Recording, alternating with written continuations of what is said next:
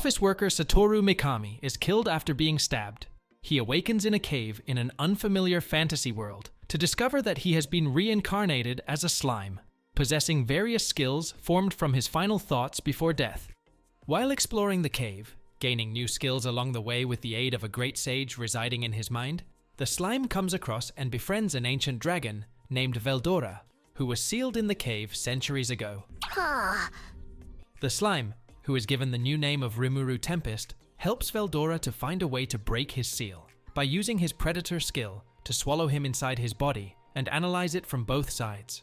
After gaining more skills from swallowing other creatures, Rimuru finds his way out of the cave after a group of human adventurers opens the entrance. Rimuru then encounters a group of goblins who ask for his help in protecting them against a group of direwolves. Working together with the goblins, Rimuru battles against the direwolves and kills their leader, forcing them to surrender. Convincing the goblins and direwolves to live together in harmony, Rimuru gives them all names, but then passes out for 3 days due to exhausting his magic. When he wakes up, he discovers the names he had given to the goblins, and direwolves had caused them all to evolve.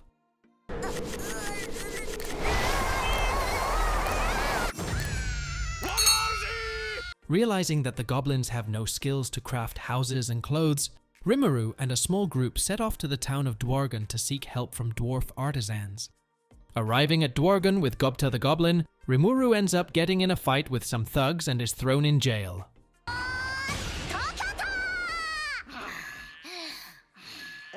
Rimuru is eventually set free after providing the guards with potions, and is introduced to Kaijin the blacksmith. Using the magisteel ore he had gathered in the caves, Rimuru helps Kaijin to fulfill an order of longswords in exchange for his help in providing artisans for the goblin village. As Rimuru and the dwarves celebrate at an elf bar,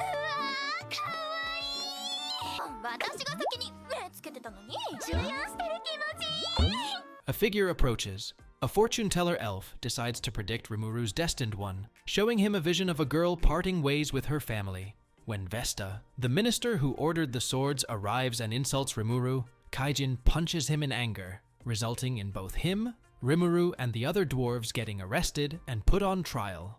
During the trial, the hero king Gazelle Dwargo, who has a history with Kaijin, exiles him and his men, who join Rimuru as his team of artisans. After also exiling Vesta for his dishonest actions, Gazelle, noticing Rimuru's connections with Veldora, dispatches a ninja to follow him.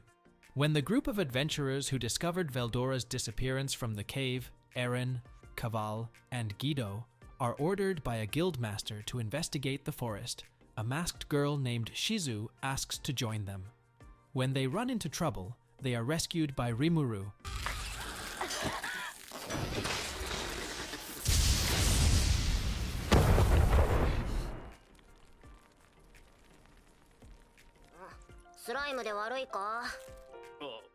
Who recognizes Shizu from the elf's vision.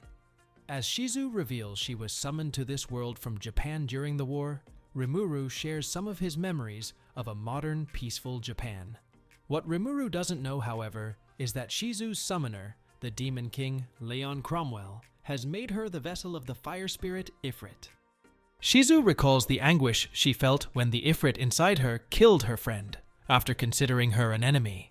Just as Shizu prepares to leave with the adventurers, Ifrit once again takes control of her and unleashes his flames upon the village.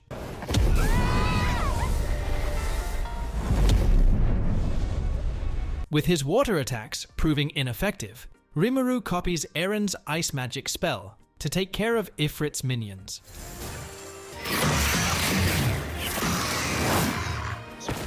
Discovering that he is immune to fire attacks, Rimuru uses his predator ability to swallow Ifrit, separating him from Shizu in the process.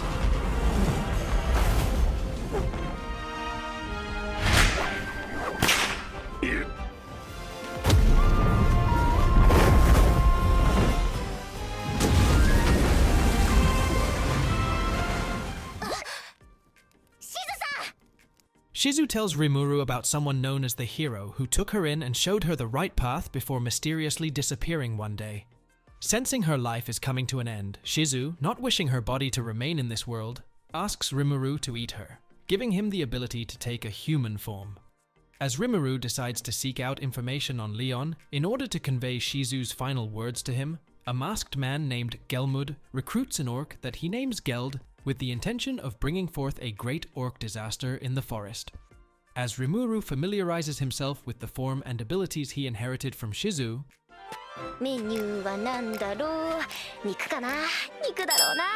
the goblins come under attack by a group of ogres who claim Rimuru has been manipulating orcs to attack their village.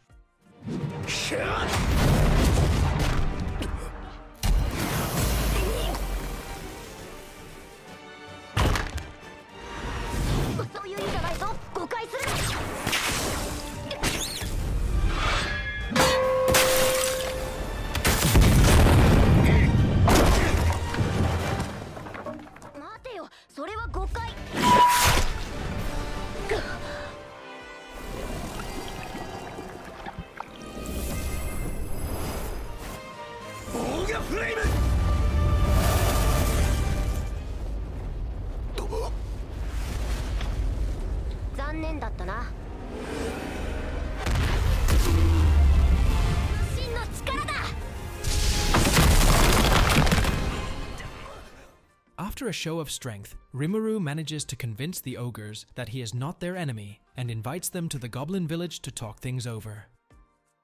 Learning that the orcs who attacked the ogre village were being led by a masked Majin, Rimuru proposes that the ogres join him as his subordinates. Agreeing to a temporary alliance until the orcs are defeated, Rimuru names the ogres Benimaru, Shuna, Shion, Hakuru, Sue, and Kurobe, evolving them into Kijins.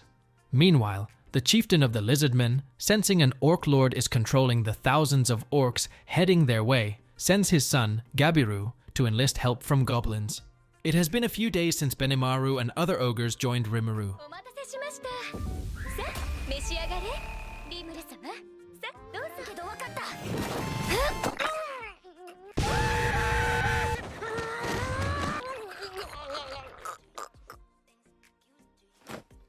Gabiru arrives at Rimuru's village to try and get everyone to serve under him to fight the orcs. Gupta is sent in to duel against Gabiru, defeating him quickly with the skills he's learned and forcing the lizardmen to retreat.